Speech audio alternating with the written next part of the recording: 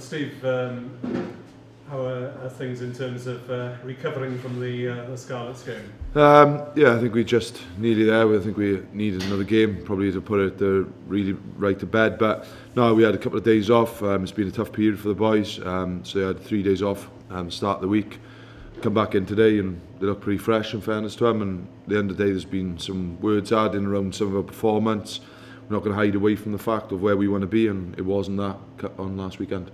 What sort of areas would we be looking to sharpen up in particular? There's probably quite a few from the weekend, if I'm honest. It was not something that we're going to shy away from. It was probably the most disappointing display we've had all season, because even the defeats we've had out in Ulster and Leinster, I felt we've had some real good shaping around it. I thought we played to what we actually wanted to do, but on the weekend it was disappointing in some of just our general pattern of play. Obviously a couple of issues around set piece as well, and we didn't perform to the standard we've set ourselves up for from the start of the season. Anyone in or out from that squad for this weekend? Yeah, there will be a couple of changes in around the weekend. I think we've asked a lot of boys to go to the well and keep going in around a few injuries and a few boys that we haven't got positions of strength in depth. So it's something we've asked boys to keep going, and off the back of playing Metro back to back, huge game against Ulster, Scarlets back to back, we will make probably a couple of changes. It won't be wholesale because we haven't got that opportunity, but we will make a couple.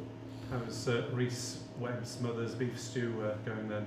Yeah, he's back training. He's got back a smile on his face. He was bitterly disappointed about the weekend, but something that's sport, that's what you've got to deal with as a team and individually. You've got to pick yourself up, dust yourself down and get on with it, and I'm sure he'll be chomping at the bit ready to go for the weekend. Without taking anything away from Martin Roberts, I suppose it showed the importance of that partnership to Webb and Bigger this season. Yeah, it's been a good partnership, but Martin's done really well for us too. When you go to Leinster and Ulster, it's easy to, I won't be singling out Martin for any issue why we lost on the weekend. There's a whole sort of package that comes our way. We lose and win together, and it's something that we work on our areas where we feel we need to be a lot better at. And I don't think we had our usual energy about ourselves, or the usual edge in around tackle contests and things like that, and we'll be back up and running come next Sunday. Scrum situation, what are you working on there? Yeah, I don't think it's going to take a lot to put right, if I'm honest. There's a couple of issues that we've been working on for the last sort of couple of weeks. It hasn't quite worked out the way we wanted it to, but yeah, we're working at it pretty hard, if I'm honest, and there were some signs in around it, but there's one or two things we'll put right, and hopefully we'll see the outcome of that come Sunday. And at least you've got two of your international props back with you now in Duncan Jones and Aaron Jarvis. Yeah, Duncan and Aaron come back in. They had a bit of experience to us and a bit more depth to what we've been about, but if I'm honest, I think Mark Thomas has come in and done a remarkable job. I think he's a real shining light over this period, in the fact of a young man coming in, stepping in to go against Metro back to back, Ulster, Scarlets. I think you've got to take your hat off to the boy, and it's been a massive period for him in physical aspects and mental, and I think he's done a real good job, and it's something that I think in around the work the group do, and Gibbo and things like that, bringing people like Mark Thomas, Gareth Thomas through, I think is a real positive for us. What's the challenge now for Aaron Jarvis, with potentially one of the Wales spots open for the tight head for the Six Nations with Roderick Jones's injury? I think Jarvis got a challenge is making sure like Jav can stay fit, in fairness to him. He has got a couple of rough injuries, and like he didn't play a lot in the autumn, and then he broke down. And I think Dimitri's doing really well for us. I know there's one or two issues in around scrum, but that's, I think, easily fixable with Dimitri. But around the park, what Dimitri's offering is really positive, and I think that there's a real good challenge there with Javi and Dimitri at this minute in time. Different area of the team. What's the news on Eli Walker? Eli's up and running. He'll be available for the weekend. He's trained today. It was a bit of a scare when he came off. I think it was the Scarlets game, and it's something that he's back up and running. He's done a lot of work in around the Dragons, and see him in today, he's pretty confident, and he'll be available for selection, which is always a positive. That must be a real relief given the horrible hamstring trouble he had last year. Yeah, it's a relief for us, but I think more importantly it's a relief for Eli. It's something that in around these fast twitch athletes, it's something that would play on you, but I think Eli's getting really strong in around this. He knows his body, he knows what he needs to do to recover, and needs to do to prepare for games. So he's a real good pro, and he's getting back up and running, and it's great to have him available for selection for the weekend. Dan Lydiard, of course, facing his old side, be a big afternoon for him. Yeah, I think it's going to be a big afternoon for us all. It's another derby. The Dragons have been playing particularly well, in fairness to them. I watched them away from home against the Blues. I thought the game plan was pretty positive and around how they played the game. And you watch the Blues, they could have nicked that, they could have had back-to-back wins. So we're under no illusions that it's going to be a real tough encounter. We know, like with people like Nick Cudd, Falatau, they'll go after our tackle contest. They've got a good kicker in Tavi, so we know we'll have a work cut out, but we need to be better from last weekend to make sure we implement our game. But having taken the honours up there, you must be pretty confident this weekend, surely?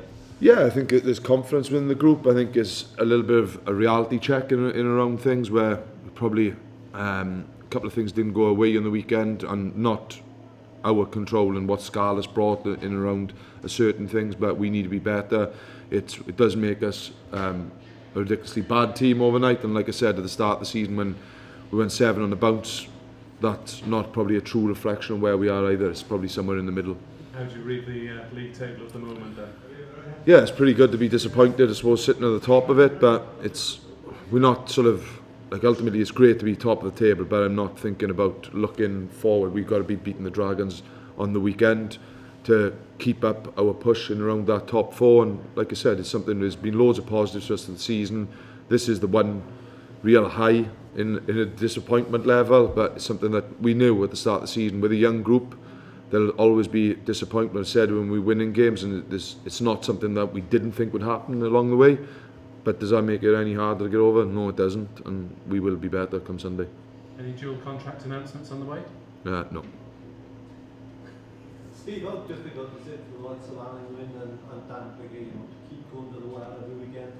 Yeah, it is difficult. It's something that we try to manage all throughout the weeks, because at the minute, like with De Kock and Lloyd out, it's something that 4 and that leader in around the team is pretty hard to do. But in fairness to Alan Wynne and Biggs probably wouldn't want to rest anyway. But Alan Wynne is something he's just phenomenal. Is like you see him in training. We've given him a couple of days here and there, not an awful lot, but he's constantly trying to get better, trying to learn. Driving standards, see the work we've done in the barn, playing touch games, tackle contest stuff. He's at the forefront of everything. He's not shying away from anything. It is tough for him. There's big seasons, and obviously we've been a little bit unfortunate with a couple of second rows that go down. But hopefully at some point we will be able to give him a break. Is your Fijian second row, is he going to be ready for this weekend? He's coming into training. I think it'd be a big ask to get him up and running. It'd be a little bit unfair in him to push him straight in, and we still got run here and around things. We're still learning and getting the grips of our stuff, so I think it's probably he would be, I'd say we'd probably have some rugby through LV. Potentially could be involved this weekend. I think it's highly unlikely, and we'd probably get him through the LV and look for him to feature against Edinburgh and Glasgow. Do you feel you need to inject some ball carrying impetus into your pack? No. This weekend? No. No? Were you quite happy last week?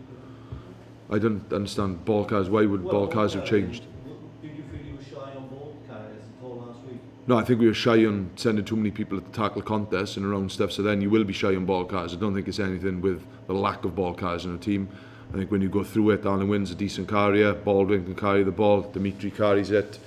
You've got Tips is not bad, Tyler's been really good, Lydiard has shown real glimpses in round ball carries, and then you've got Matavisi, Beck, Hano. I think we've got plenty of ball carriers. It's just making sure we implement our game plan so that actually we can use options, whereas a lot of times in the weekend we're one-up runners, and that does make our ball carriers look ineffective. But I think a lot of it revolves around our attack, our tackle contest work. Our attack was poor, then your tackle contest poor, then you end up sending 4 or 5 numbers to tackle contest, then we're expecting for 10 people to attack 14 people. It just ain't going to happen. Dan Baker, any sign of his return? Another minute. No, he's starting to show a little bit of improvement, but when we first seen Dan, it was probably a 12-week window, so he's probably 5 or 6 weeks into that now, so it's still a fair bit for him to fair bit of ground for him to cover. Dan Evans is another former driving in your squad, Steve. He's had a very impressive season so far. I mean, what have you made of his impact as his coach?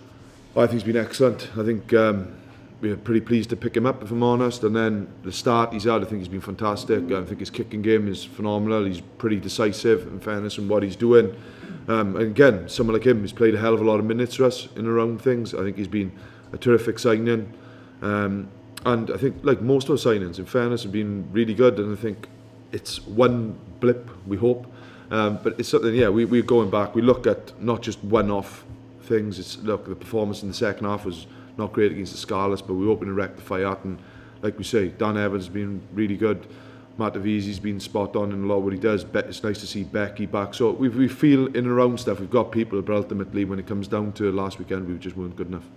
Were you surprised to find out was available last summer then, Steve? You didn't expect him to be... We heard he was available, and then like I watched him, and Griff worked with him years ago, and so we knew a little bit about him. He fits our mould, what we want from our 15s, and then we made inquiries, and thankfully we got him.